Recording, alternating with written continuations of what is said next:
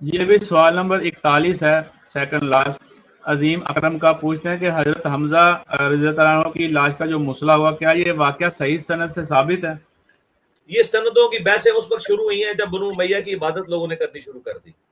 तो फिर इन बहसों में पड़ के इन्हें कहें कि बनु उमैया के इबादत गुजारो, तुम्हारे बुजुर्गों ने जो भी सहाबा कराम के हालात जिंदगी के ऊपर किताबें मुरतब की हैं, खुद तुम्हारे अपने बुजुर्गों ने, उसमें आप पढ़ के देख लो गज़वा उहद के कॉन्टेक्स्ट में ये वाकया हुआ हुआ है या नहीं हुआ हुआ। ये वाकयात द मैसेज फिल्म में क्यों फिल्माए गए, उमर सीरीज में क्यों फिल्माए गए। हाँ, आपको कहानियां करा दी गई हैं। आप वो कहानियां, आप जैसे नूरुद्दीन जंगी का एक कहानी वाला वाकया आपको बयान कर दिया कि जी वो यहूदी हुजूर की जिस्म मुबारक कब्र से निकालने लगे थे, वो ड्रामा भी बन गया।